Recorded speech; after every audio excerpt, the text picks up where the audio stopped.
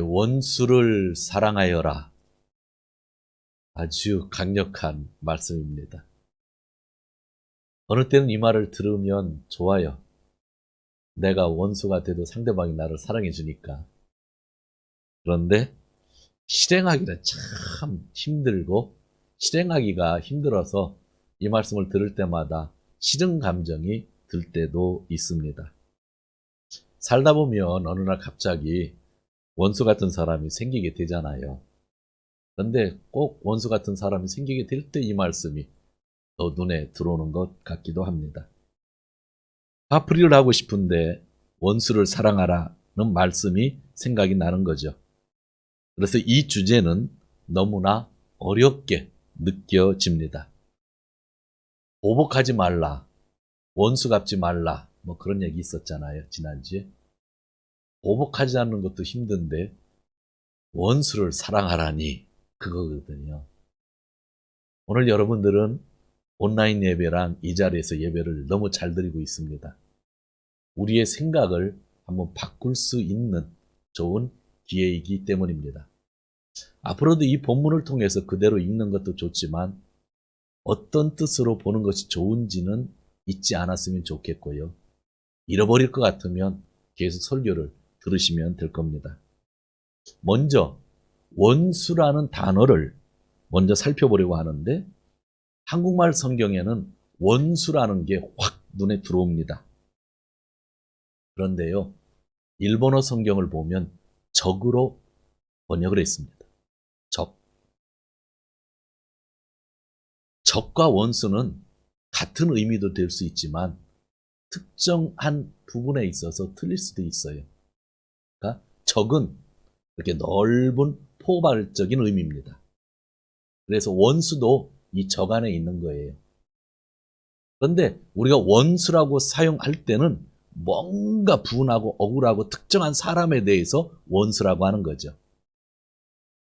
그런데 일본말 성경은 원수라고 번역을 하지 않고 적이라고 번역했고, 한국말 성경은 적이라고 하지 않고 원수라고 했던 겁니다.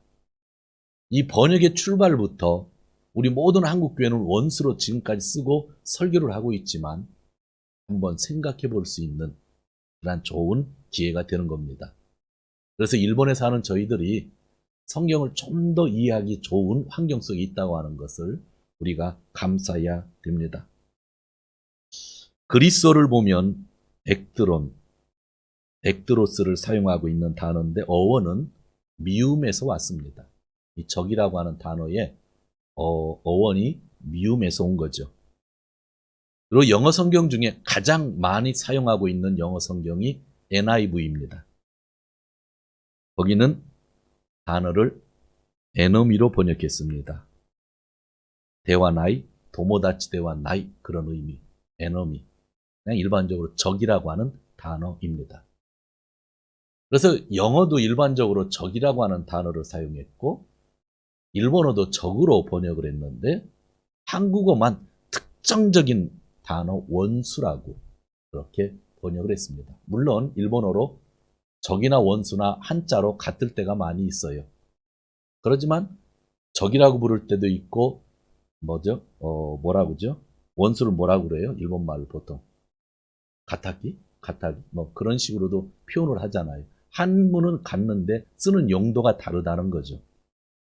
그래서 오늘 예수님이 말씀하신 이 5장 43절, 44절에서 원수라는 단어를 우리 한국말도 과감하게 적으로 바꿔야 됩니다.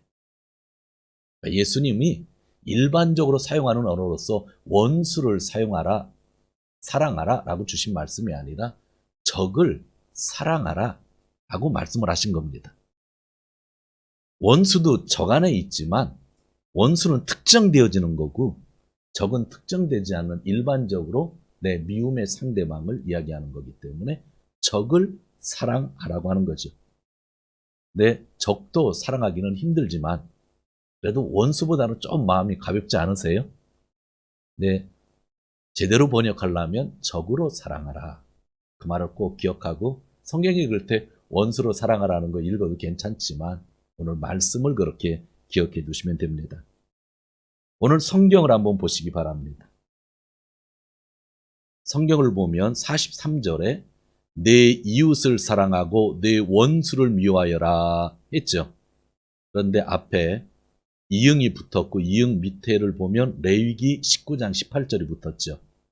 그러니까 이 성경 구절을 인용한 겁니다. 레위기 19장 18절을 펴보시기 바랍니다. 레위기 19장 18절. 구약성경 창세기 출애굽기 레위기 세 번째죠. 레위기 19장 18절인데 제가 17절 18절을 읽어보겠습니다.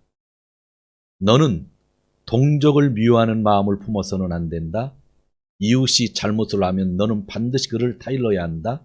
그래야만 너는 그 잘못 때문에 질 책임을 벗을 수 있다. 한 백성끼리, 즉 동족이죠, 앙심을 품거나 원수 갚는 일이 없도록 하여라. 다만 너는 너의 이웃을, 여기서 이웃은 동족을 의미하는 겁니다. 네 이웃을 내 몸처럼 사랑하여라. 나는 주다. 그러니까 한 백성끼리, 동족끼리 원수 갚는 일은 없더라. 그리고 동족은 사랑해야 된다는 구절인데 이것을 율법학자들이 설교하면서 가르치면서 어떻게 했냐면 조금 내용을 바꾼 거죠. 원수 갚는 일, 동족끼리 원수를 갚으면 안 된다 그렇게 얘기한 것을 좀 더 확대 해석해서 그러면 적은 원수 갚아도 된다 얘기를 한 겁니다. 그러니까 율법학자들이 얘기했던 것은 성경적인 근거가 전혀 없는 거예요. 하나님은 처음부터 동족을 사랑하라 그런 거예요. 그리고 동족에게는 절대로 원수 갚지 말라고 거기까지만 말씀했는데 이것을 해석했던 율법학자들은 어떻게 했다고요? 동족을 사랑하는 것을 강조하면서 그 대신 원수들, 적은 미워해도 된다고 가르쳤던 거죠. 이거에 대해서 예수님은 아니다. 적도 사랑해야 된다 얘기한 겁니다. 그런데 또 하나 중요한 것, 여기서 적이라고 하는 것은 어떤 의미가 있느냐. 이 당시를 보면 이방인을 얘기하고 있는 겁니다. 적. 그러니까 적이라는 단어로 얘기했지만, 한국말로 원수로 번역됐지만 적이라고 하는 단어를 얘기했지만 그 당시 유대인들은 적이라는 단어를 들으면 이방인이라고 금방 생각난 거예요. 그때 이방인을 원수 갚아라. 그렇다면 거꾸로 로마에게 의해서 공격을 당하게 되니까 적이라고 표현을 했던 거고. 그런데 예수님은 그 적조차도 그 이방인이라 할지라도 너희라 다른 사람이라 할지라도 미워하면 안 된다. 그렇게 가르친 것입니다. 오늘 말씀은 사랑해야 되는 범위를 얘기하는 겁니다. 원수를 사랑하라, 막 그런 어려운 얘기 하지 말고요. 사랑은 좀 더 폭넓게 이방인까지도, 그죠? 적까지도 사랑하는 마음을 갖는 것이 너희가 율법학자들이나 바리새인보다 더 나은 의의를 가지고 있는 크리스찬이라고 말씀을 하고 있는 것입니다. 여러분, 예수님 당시에 유대 땅은 로마의 지배를 받았습니다. 자기 나라 왕도 없을 때죠. 그리고 세금은 전부 로마에게 흘러갔고 백성들은 가난하게 살았고 뭐라고나 군인들의 강압을 받고 있었습니다. 그런 가운데에서 백성들이 얼마나 힘들었겠어요. 그들에게 뭔가 위로를 주고 싶었던 백성들의 지도자, 특별히 성경을 해석했던 율법학자들이 백성들에게 이야기를 하는 거죠. 동족끼리 사랑하라고 레위기에 써 있지 않느냐. 너희들이 힘들 때일수록 너희끼리 진짜 사랑해야 된다. 돌봐야 된다. 우리가 똘똘 뭉쳐야 되지 않느냐 하면서 그러나 적은 미워해도 된다 그런 거죠. 그랬을 때 적이라는 단어를 듣던 유대인들은 바로 떠오르게 되죠. 그 적이 누구예요? 로마죠. 이방인이죠. 그런데 오늘 예수님은 그렇게 말씀하지 않았어요. 동족도 사랑해야 되는데 너희는 자꾸 적을 미워하라고, 이방인을 미워하라고 가르치는데 그게 아니라 이방인, 너희와 틀린 민족들도 사랑해야 된다고 말씀을 하고 있는 것이 오늘 본문입니다. 그러니까 두 가지를 제가 얘기한 겁니다. 원수인가 적인가. 첫 번째, 적으로 번역하는 것이 좋다고 하는 것. 그리고 여기서 원수라고 사용된, 적이라고 사용된 것은 정말 무시무시한 그런 것보다는 이방인, 특히 로마, 자기 나라를 억압하는 그런 사람을 일반적으로 지칭했던 것. 그것을 지금 우리가 이제 적용을 해야 되는데, 적용을 하기 전에 또 한 가지가 있는 겁니다. 뭐냐면 예수님은 AD 30년경에 살았죠. 그때 말씀을 주셨잖아요. 그렇지만 마태복음은 AD 80년의 기록이 되었습니다. AD 80년은 어떤지 아세요? 예루살렘 성전이 전부 파괴되었습니다. AD 70년에. 그러니까 예수님이 살던 시대보다 마태복음을 읽던 시대가 더 상황이 안 좋았던 거예요. 그리고 AD 70년에 예루살렘 성전이 파괴될 때 유대인 크리스찬들은 예수님의 말씀을 잘못 해석해서 전부 숨어서 산으로 도망을 갔습니다. 순수한 유대교 사람들만 로마 군대랑 싸우다가 죽었는데, 마지막에 마사다라고 하는 곳에서 몇 년 동안 싸우다 다 자살해서 죽었는데, 기독교인들은 다 숨어버린 거예요. 그때 유대인 사회에서 유대교 사람과 크리스찬이 완전히 갈라지는 그런 일이 있게 됩니다. 그리고 유대교 지도자들은 요빠 밑에 지중해의 얌리아라는 곳에 가서 랍비들의 학교를 세웠고, 로마 정부는 학교이기 때문에 박해는 하지 않았는데, 거기에서 율법을 연구하던 랍비들이 모여서 구약성경, 우리가 가지고 있는 구약성경을 정하게 되죠. 그리고 AD 85년경에는 놀라운 일을 하나 또 하죠. 회당 출입을 그리스도인들은 못하게 한 겁니다. 유대인들은. 유대인이라 할지라도 크리스찬은 회당에 못 들어오게 한 거죠. 우리가 잘 알고 있듯이 예수님이 죽고 부활하신 다음에 사도 바울은 회심한 후 전 세계에 있는 회당을 다니면서 복음을 증거하고 교회들을 각지에 세워갔는데, 사도 바울이 죽고 난 다음에 예루살렘 성전이 무너지고 성전이 완전 폐허가 되었을 때에 유대인들은 크리스찬들의 행동을 보면서 너무나 차갑다 생각하고 회당에 들어오는 크리스찬들을 못 들어오게 하는 그런 결의를 했고, 회당에서 기도하는 유대교 사람들은 크리스찬들을 저주하는 저주의 기도를 했습니다. 그런 상황 속에 있었던 것이 마태복음입니다. 그러니까 마태복음은 예수님의 기록이지만 이것이 쓰여진 때는 그런 시대였다고 하는 거죠. 그러면 적은 분명히 이방인이죠. 그런데 오늘 보면 박해하는 사람을 위해서 기도하라고 그랬죠. 박해하는 사람은 이방인, 로마 황제가 될 수도 있지만 유대인들에게는 가장 심각하게 박해했던 것은 유대인들이라는 거죠. 동족이 박해를 하는 거예요. 이방인뿐만 아니라. 그래서 이방인은 좀 사랑했으면 좋겠다. 미워하지 말라. 그리고 너희 동족 박해하는 사람들, 또 이방인도 박해할 수 있는데 그들을 위해서는 기도해 줘라. 그런 말씀들. 예수의 말씀이 기억이 나면서 그런 말씀들이 더 마태복음에 더 기록이 되게 되는 거죠. 그런 상황이라는 거죠. 오늘 우리가 이 말씀을 읽고 있는 겁니다.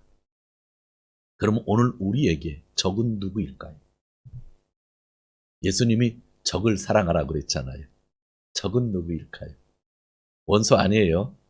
원수는 예수님이 뭐라 했어요? 보복하지 말라고 했고, 원수는 하나님이 갚으신다고 그랬기 때문에 우리가 원수를 사랑할 수 없다는 건 이미 하나님이 잘 알고 있어요. 어떻게 원수를 사랑해요? 그런데 적으로 이 부분을 바꿔놓으면 적에 대해서 미워하는 것에 대해서는 사랑하라는 말씀이 일반적으로 이해가 되잖아요. 그죠? 그리고 박해하는 사람이 있다고 한다면 나가서 데모를 하고 그냥 정부를 전복하는 것이 옳은 일인가? 박해하는 사람을 위해서 기도하는 일이 옳은 것인가? 그런 이야기들을 오늘 하고 있는 거죠. 잘못에 대해서 잘못했다고 하는 것은 당연한 것이고 정의에 대해서 일하는 건 너무나 당연한 것이지만 오늘 예수님이 이 오늘날 우리에게 주는 말씀들을 생각해 보면 좋겠다는 거죠. 일본이라는 나라, 원수의 나라일까요? 적의 나라였을까요? 일본은 적이었어요. 100년 전에. 근데 자꾸 원수라고 하는데 원수가 아니에요. 일본은 우리랑 적대 관계에 있던 적이었단 말이에요. 적. 그런데 1960년대에 일본과 우리가 국교를 수립을 했죠. 그 말은 적대 관계가 없어졌다는 거예요. 그래서 우리는 일본 보고 적이라고 하면 안 되는 거예요. 이미 나라끼리 계약을 맺어서 적대 관계를 해소했기 때문에 일본은 적이 아니에요. 그러나 100년 전에 일본이 적으로서 우리나라에 나쁜 일을 많이 했죠. 그런데 그 과정 속에서 어떤 한국인들에게는 일본인 몇 사람이 원수가 될 수가 있어요. 그리고 또 어떤 한국인들에게는 일본의 앞잡이였던 그 한국 사람들이 또 원수가 될 수가 있는 거예요. 그러니까 일부의 사람들에게 일본인이든 한국인이든 원수로 있을 수는 있어요. 그러나 일본이라는 나라는 원수의 나라가 아니라 적이었던 거예요. 그리고 이미 적대 관계는 해결됐다고 한다면 아직까지도 일본을 원수로 보고 있다고 하는 그러한 철학을 가지고 있는 사람이 있다고 하는 것이 너무나 불쌍한 거예요. 일본은 원수도 아니고 적도 아니에요. 단 자기의 특정한 문제에 있어서 일본 사람이든 한국 사람이든 원수 같은 사람이 있을 수 있다고 하는 것. 그것이 오늘 성경이 이야기하는 거죠. 한국에서 사랑을 실천한 사람 중에 원수를 사랑한 중에 제일로 뽑는 사람이 있죠. 손양원 목사님이십니다. 저희가 학교 다닐 때는 뭐 여수 반란 사건, 좀 전에 여수 순천 반란 그랬는데 요즘에는 반란이라는 말은 뺐죠. 그리고 여순 항쟁이라는 단어로 요즘 아주 쓰는 사람들이 많아졌죠. 저는 배운 그대로 여수 반란 사건이라고 생각합니다. 공산당이 손양원 목사님의 두 아들을 총으로 쏴 죽였습니다. 그건 항쟁이 아니죠. 공산당이 손양원 목사님 자녀 둘을 총으로 쏴서 죽였죠. 그런데 그 사람이 잡혀갔을 때 손양원 목사님이 그를 살려달라고 하고 자기 아들로 삼아서 키웠습니다. 그것을 최고의 사랑이라고, 사랑의 원자탄이라고 우리가 얘기를 하고 있죠. 그것이 원수를 사랑한 것인가, 적을 사랑한 것인가? 저는 적을 사랑했다고 보는 겁니다. 공산당이 시민을 죽인 겁니다. 자기 이념 때문에, 사상 때문에. 적대 관계였던 거죠. 그런데 그 적을 사랑함으로 인하여 손양원 목사님은 그 사람을 원수로 만들지 않았어요. 사랑했기 때문에. 그러나 그 힘든 일을 사랑하지 않았다고 한다면 그와는 평생 공산당은 그 사람과는 원수의 관계, 가족과 계속 원수의 관계가 됐을 거예요. 그러니까 손양원 목사님은 뭔가 특정에 대한 부분이 아니라 전체적인 부분에서 적을 사랑했던, 너무나 끔찍하게 사랑했고 우리로서는 할 수 없는 일이었죠. 자기 아들을 죽인 사람을 자기 아들로 삼은 거니까. 그것도 자기가 그렇게 싫어하는 공산당 당원을. 그런 가운데에서 우리가 적과 원수의 개념을 좀 분리해도 되지 않겠느냐라고 하는 이야기를 하고 있는 겁니다. 예수님께서 말씀하셨습니다. 율법학자보다 바리새인보다 이 세상의 권력자보다 너희 크리스찬은 좀 더 나은 삶을 살아야 된다고 하는 그러한 이야기입니다. 어렵지 않죠. 하여튼 원수를 사랑하라 뭐 하실 수 있으면 하십시오. 그런데 예수님이 말씀하신 뜻은 일본 성경이나 미국 성경 보면 적을 사랑하라 라는 의미였다는 것은 꼭 기억을 해 주십시오. 한 가지 이 말씀을 하면서 설교다 보니까 요즘 돌아가는 일들에 대한 관심을 갖게 되었어요. 종교가 달라도, 국적이 달라도, 생각이 달라도 그런 사람들을 우리가 사랑해야 돼요.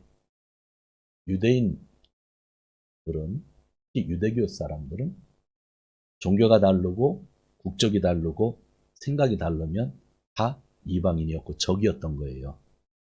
근데 오늘 예수님이 적을 사랑하라고 하는 것은 단순히 그 원수된 그 적을 사랑하라는 것, 그것을 얘기하는 것뿐만 아니라 일반적인 용도가 더 컸던 거예요. 종교가 다르고 국적이 다르고 생각이 달라도 그 사람들을 적으로 생각하지 말고 그들을 사랑하라는 그 포괄적인 의미가 더 강하다는 걸 우리가 잃어버리면 안 돼요. 근데 우리는 성경을 읽으면서 자꾸 특정을 하거든요. 그러니까 어려워지는 거예요. 일반적인 것들을 먼저 받아들이고 특정한 것을 적용할 수 있는 부분이 돼야 된다는 거죠. 48절 우리 같이 읽겠습니다. 5장 48절 같이 읽습니다. 시작. 그러므로 하늘에 계신 너희 아버지께서 완전하신 것 같이 너희도 완전하여라. 그러면서 47절을 보면 제가 읽을게요. 또 너희가 너희 형제 자매들에게면 인사를 하면서 지내면 남보다 나을 것이 무엇이냐? 이방 사람들도 그만큼 하지 않느냐 하면서 이방 사람이라는 단어를 쓰시죠. 그 말은 아까 적이라고 하는 부분이 이방인이라고 하는 증거를 주는 겁니다. 이방인들도 자기들끼리는 사랑하는데 너희는 그들보다 나아야 되지 않겠느냐라는 단어를 쓰면서 너희가 이방인을 적으로 했던 것에 대한 그런 이야기를 하고 있는 거죠. 그러면서 하나님이 완전하신 것처럼 너희도 완전하라 하면 이 부분, 이 문맥을 가지고 해석을 해야 되는 겁니다. 다른 문맥에서 하나님이 완전하다고 할 때는 다른 뜻이 있는 거예요. 그러니까 이 문맥에서 하나님이 완전하다고 했을 땐 뭐냐면 그 완전하신 사랑이라는 것은 이방인, 유대인, 한국인, 일본인 차별 없는 사랑을 완전한 사랑이라고 하는 겁니다. 그러니까 차별 없는 사랑하는 것처럼 너희들도 차별 없이 사랑하라. 이방인을 적으로서 보지 말고 미워하지 말고 생각이 틀리다고 피부 색깔이 틀리다고 남자라고 여자라고 차별하지 말고 사랑하라.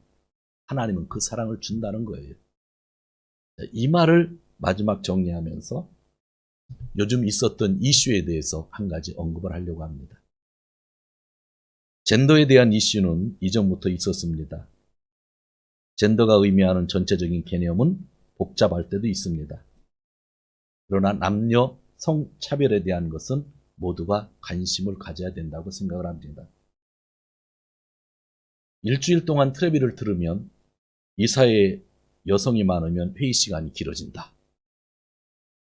그것만 언급되는 거예요. 아니 코로나보다 그 얘기가 더 많을 때도 있더라고요.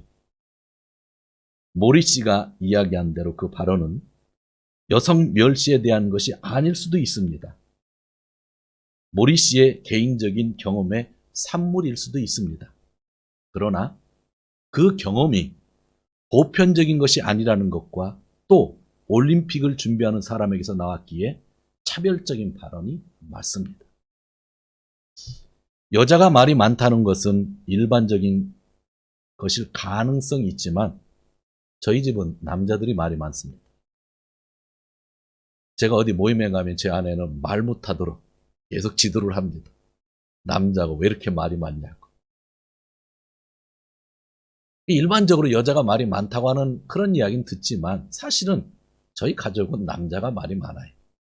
여러분들은 어쩐지 모르겠어요. 이 사회에 여성이 많으면 회의 시간이 길어진다. 이 말은 숨겨진 뜻이 문제가 됩니다. 그것은 일본 사회 전체의 문제인데 중요한 직책이나 결의기관은 남자가 중심이 되어야 한다는 사고 방식입니다. 잘못된 것에 대해서 여러 사람들이 말을 하기 시작합니다. 텔레비에서 계속 인터뷰하면 말을 하는데 스포츠 선수가 중심이 돼야 된다, 올림픽은. 이제는 여성이 위원장이 돼야 된다는 이야기가 제일 많았습니다. 그런데 저는 이런 말을 들을 때마다 별로 좋아하지 않습니다. 올림픽이 선수가 중심이 된다면 그것은 웃기는 얘기입니다. 그것을 보는 사람이 더 중요합니다. 그래서 방영권에 돈을 내고 표를 사기도 하고 봉사자로 참여하기 때문입니다. 꼭 무슨 일이 있으면 아스리터가 중심이 되어야 된다 하는데 전 그 말 아주 싫어합니다. 그렇게 되면 될수록 더 이상한 모습이 되기 때문이죠. 남자가 문제를 일으켰으니 이제는 조직위원회 대표가 여자가 돼야 된다. 이것도 웃기는 얘기입니다. 이런 사고방식은 모리상의 사고방식과 같은 겁니다. 똑같은 차별적인 발언이에요. 올림픽위원회라는 조직을 이끌어갈 사람은 여자여야 하고 선수 출신이어야 한다고 하는 것은 또 다른 차별을 가져오는 거예요. 그것은 근본적인 것을 해결할 수 없는 겁니다. 조직위원장으로 커뮤니케이션의 능력이 있는 사람이 중요한 거죠. 남자든 여자든 관계없다는 거예요. 저의 이런 생각을 어제 똑같이 얘기해 주신 분이 있었어요. 그래서 제가 흥분한 겁니다. 마라톤 선수 출신인 또 여성인 아리모리 유우코상이 똑같은 얘기를 했어요. 어제 저는 깜짝 놀랐어요. 개인적으로 아리모리상 같은 분이 일본 총리를 하면 나라가 참 좋아질 것 같다는 생각도 했습니다. 제가 이 말을 하는 이유는 적을 사랑하라고 할 때에 이방인이 중심이었다고 한다면 유대인과 이방인 안에는 엄청난 차별의 선이 있었던 거고 나와 틀리면 다 적이 되었다고 한다면 이 말씀을 이제는 원수보다는 적의 개념으로 받아들이면서 적용을 해야 될 때 지금 현재 우리가 어떻게 적용해야 되는가 하는 겁니다. 예수님이 적을 사랑하라고 말씀하신 것에는 차별을 철폐하라는 말씀이 가장 많이 들어있다고 하는 것을 이 시간 우리가 받아들여야만 하는 겁니다. 이 세상은 올림픽이나 SDGs 등을 통하여 변화하는 세계를 담으려고 노력하고 있습니다. 그들이 주장하는 내용 가운데 일부는 인정할 수 없는 것도 있지만 교회는 그 흐름을 기억해야 하며 세상보다 앞서가야 한다고 저는 믿고 있습니다. 그래서 우리 교회 공동체도 개혁되어져야만 합니다. 개혁이 쉬운 것이 아니에요. 일반적으로 교회에서 열심히 봉사하고 기도하고 말씀 읽고 예배를 더 많이 참석하는 사람들은 남성보다 여성이 월등하게 많습니다. 그런데 개교에서 일을 결정하는 사람들은 대부분 남성입니다. 제가 오늘 솔직히 얘기하는 겁니다. 저는 담임 목사로서 교회 안에서 남자 장로와 여자 안수 집사가 있고 여자 장로와 남자 안수 집사가 있고 책임위원회에도 책임여건회에도 남녀 차별이 없는 모습이 있기를 바라고 있습니다. 오직 좋은 리더십과 좋은 신앙이 기준이 되어야 되는 것이고 제가 은퇴할 때까지는 이러한 일들이 일어났으면 좋겠어요. 세상보다 앞서가야 되잖아요. 근데 우리는 그러질 못하는 겁니다. 여성분들은 제 얘기를 들으면 좋아할 수도 있겠는데 여성분들도 반성을 많이 해야 돼요.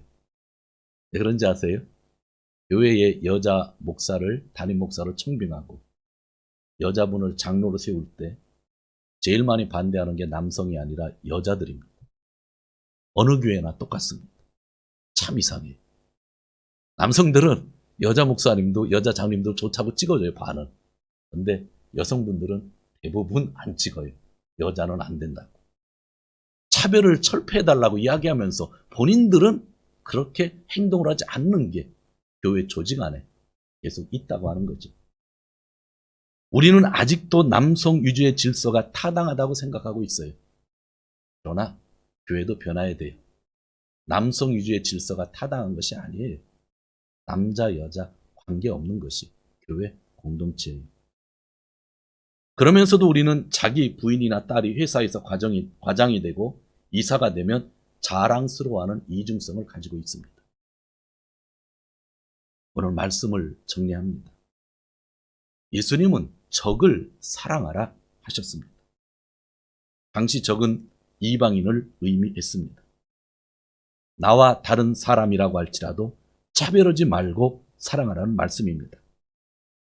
사랑해야 할 범위를 확실하게 해 주시는 것입니다. 그리고 나를 박해하는 원수 같은 사람이 형제 자매 가운데 나타날 때는 기도하라고 말씀하셨습니다. 성도 여러분, 이것이 갑자기 되어지는 일은 아니겠지만 이런 예수님의 말씀을 들으면서 우리가 우리의 삶 속에 교회 공동체 안에 적용해 나가야 됩니다. 그 길이 험난할 수 있습니다. 시간이 걸릴 수 있습니다. 인종, 성별, 빈부 등의 차별을 하지 말고 나와 다른 사람을 사랑하고 또 크리스찬의 삶을 공격하는 사람들을 위해서는 기도하는 그러한 성숙한 신앙이 정말 예수님이 원하는 그러한 신앙이 예수님은 이 세상에 있는 모든 남자와 모든 여자, 모든 민족을 위해서 십자가에 달려 죽으셨다고 하는 것. 그리고 예수님을 사랑하는 그 누구도 예수님이 기 쓰고 계시다고 하는 것. 마음에 담으시고 단순히 내가 싫기 때문에 미워한다라고 하는 그런 것들이 아니라 저까지도 사랑하고 그리고 이방인까지도 내가 품고 나의 생각을 내려놓고 주님 앞에 나아갈 수 있다고 한다면 또 저와 여러분이 이 교회 공동체에서 그런 모범을 세상 사람들보다 먼저 보일 수 있다고 한다면 정말 하나님이 얼마나 기쁘게 우리를 칭찬하실까 생각을 해봅니다. 앞으로 이러한 삶을 사시는 귀한 분들 되시기를 주님의 이름으로 축원드립니다.